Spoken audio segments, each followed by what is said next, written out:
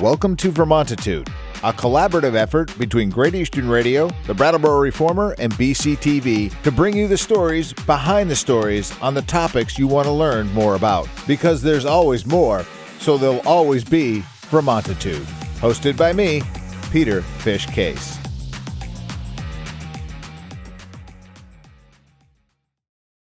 Welcome to Vermontitude. New episodes drop every Tuesday and can be found by going to vermontitude.com or reformer.com or on BCTV. They're recorded at the River Garden Marketplace Studio in downtown Brattleboro in collaboration with Great Eastern Radio, the Brattleboro Reformer, and BCTV. I'm Peter Fish Case. Each week, I try to cover topics that are of concern to Windham County and the towns that reside within that county.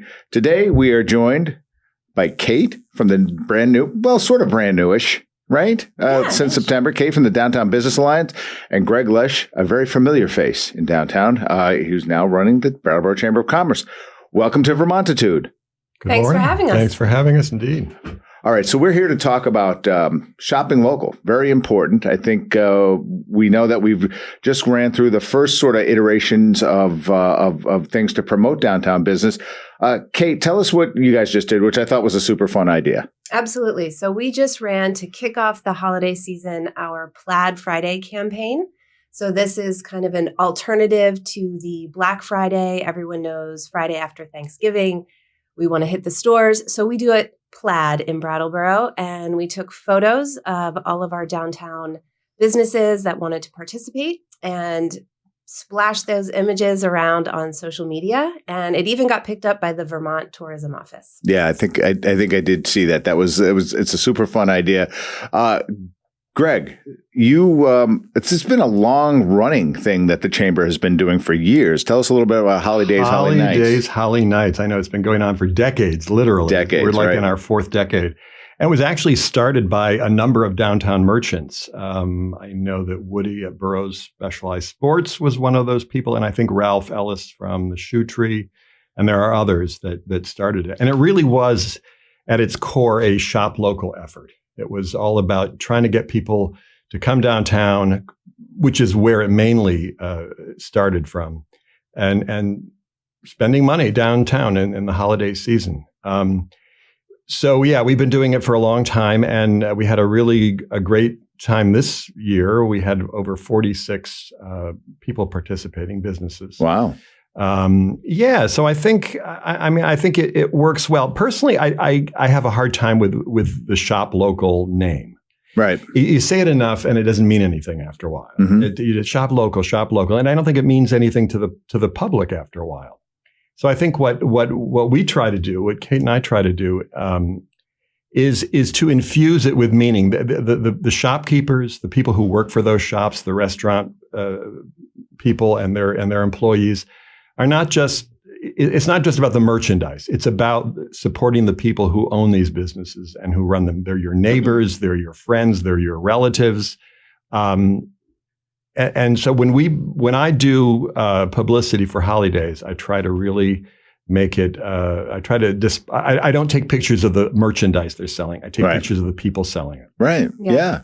I mean, there is something to be said about shopping local. We all know. I mean, how many times have you been to the Little League field and seen a team sponsored by Amazon? You just don't. You don't. Right. So and that will cease to exist unless we are shopping. So the importance is, and not to. It's not a threat, but it really is kind of an important thing, and it's important to our economy to do that.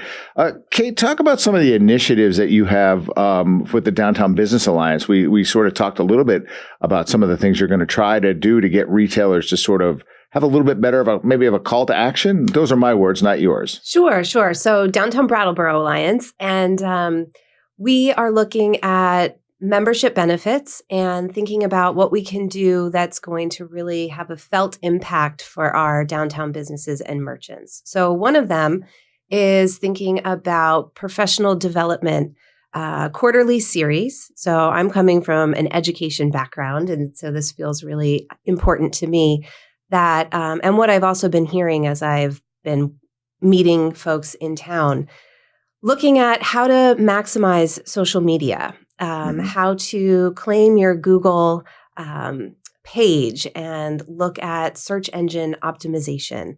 all of these things are pieces that our businesses really need to embrace to fully modernize and to make sure that when people are searching, which is now on their phones, and they type in, restaurant near me, right, we need to make sure that their places are popping up. Sure.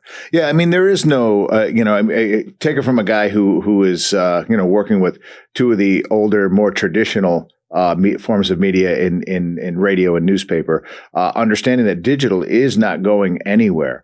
And it will be the way that people look things up. Are there ways of traditionally advertising that are a little bit more kind of boots on the ground, things that you guys are recommending? So we also are looking into a partnership with some media outlets to increase our exposure in, kind of the New Hampshire surrounds, Western Mass. And that will be served through newspapers as well as what is called geo-targeting. Mm-hmm. So, again, through your phones, through your devices, when you go through a specific geo-target, you will be served an ad on your device. So, and we do believe that traditional forms of media as well, radio and print, have a real impact locally. But when we think about trying to broaden that scope, especially in the 50-mile radius, who's going to travel to Brattleboro?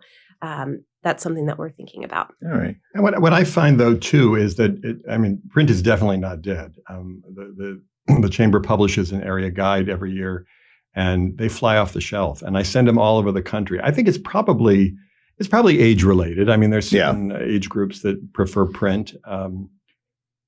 So I think you have to embrace both of them, really. I mean, to get the full impact of what's available. So, I mean, I know the Chamber has their website where if you're a Chamber member, you get a listing. It's fairly robust. You can be found on the listing. And I think the way it was a funny story years ago, during the pandemic, we had gotten to a point where we could go visit our grandchildren, but everybody had to be outside.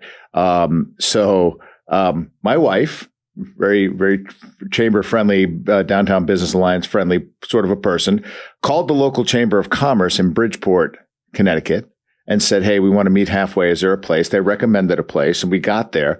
And the grandkids said, "How did you find this?" And my wife proceeded to tell them that she found them by calling the local Chamber of Commerce. And well, what's a Chamber of Commerce? It was a really bizarre conversation. And they both went, "Is that like Yelp?" Yeah, with a real person. Yeah. Yelp with a real with somebody you can actually talk to and get like a personal recommendation. I mean, is this kind of thing? Is this sort of thinking kind of dead when it comes to shopping locally and doing business locally? I don't think so. I don't think so. Yeah. I think to Greg's point about showcasing the people behind the businesses, we found that with our Plaid Friday campaign as well, that we had sort of our standard piece around what the Plaid Friday was, and then a paragraph that we created with the merchant to talk about their store or what was important to them. And people really were engaged with that. Right. So when we think about meeting downtown, you're really meeting the people in your community. And I think that makes a big difference. Right. Yeah. And really, what separates all these businesses from the Amazon.coms of the world is that personal experience. Right. You're not going to get that on Amazon. You're not going to engage with someone and ask them about a product and ask them, what it's good for and how I can use it. You're not going to get that. But you get that from a local merchant. They're going to take time with you. They're going to show you what they have. They're going to let you try it on. They're going to let you, look at it. And most of the time, they'll let you bring it back if it's not what you want. Right. So I think that can never be replaced. No. by online shopping. But can it be understood by the consumer? That's the thing. I think often, sometimes, especially when we're dealing in the digital realm, which is, I understand that we have to push that to a certain degree, but I think that the consumer doesn't necessarily connect what the really valid points that Greg made with a digital campaign where you're just maybe, I can buy it for $20 less here and they'll ship it for free. I mean, how does like the Downtown Alliance sort of combat that to keep people kind of up and down our main street? When we think about programming, so for example, with Gallery Walk, right? Our goal there is to make sure that it's a vibrant community event. People are coming down, they're interacting with their friends and neighbors they haven't seen. They're walking in town. Town feels alive. It feels friendly and welcoming. And so then when they have visitors from out of town or a family member, they think, oh, we should head downtown, right? And let's get into those stores and and this is what is quintessential Vermont, right? Our downtown experience is so much of the brand of Vermont. And so if we want that to persist, then we ourselves need to be the ones making that happen. Right. And so park your car, get out, walk around, go interact, meet the folks who you're shopping with. They're wonderful people, and they are so dedicated to what they do. And you have to give people a sense that they're investing in the community. I have that in my window right now. Right. Invest in the community, shop local. Right. Because I don't think people fully understand the ramifications. If you're not supporting your local merchants, they're going to go away. Right. Yeah. And if you have an empty Main Street, it affects our economy. I mean, I can't even get into how much it affects our economy. But not only does it affect the downtown itself, but how the downtown businesses support local efforts, nonprofit organizations, by donating to them, by supporting them with what they do. You can't replace that. And if that goes away, it would be a disaster for Brattleboro. Right. Kate, do me a favor. Speak for a moment about like what downtown businesses, and of course, we know that Downtown Business Alliance just covers kind of Main Street and some of the side streets and all that. The chamber is kind of more of a regional thing, but you guys work together. We sure do. Absolutely. But explain like what some folks can be doing that might entice people into their businesses here in downtown, which has had a little bit of a rough go lately. Yeah. So, we've seen a crime uptick in Brattleboro. And so small businesses, they work on small margins, and that has a really big impact. So again, as we've been saying, the more that you can support these folks and shops in town, the more vibrant our community will continue to be. So Greg and I talk a lot about, working with folks and thinking about extending hours as we get closer to the holiday. Extending hours, okay. Right? Yep. So people who can shop after work. Some of our procrastinators, maybe we'll do procrastinate or something. I don't know. No. But let's get them downtown, right? No, I mean, it's funny that you say that, like it's a joke, but like the more fun things I think that you can do in a downtown area brings people in. The Plaid, Holly Days, Holly Nights. The Downtown Business Alliance is doing the Love Crawl again, correct? We sure are. Yep. Coming in February 9th, I believe is going to be the night. Yep. Yeah. Oh, by the way, also this shop local thing just doesn't happen around this time of the year. It's something that we need to kind of focus on year round. And I think 12 months out of the year. I know that it becomes intense, and I always thought it was funny. Like food drives only happen around Thanksgiving and Christmas.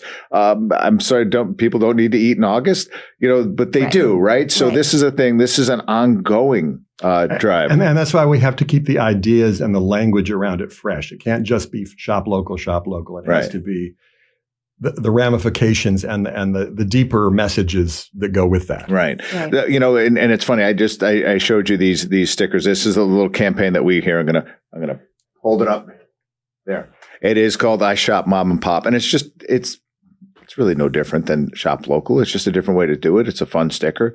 Yeah. We're putting these in downtown businesses on their counter. They're free. You can grab them. You can show your support. Whatever. We've got bigger ones for the. For people's windows if they want to just kind of tag themselves. It's a little something just to change the visual. I mean, in merchandising, you have to move the merchandise around occasionally to make your store look fresh and new, correct? That's true. I mean, I think the other thing too, of course, we've got our great shops.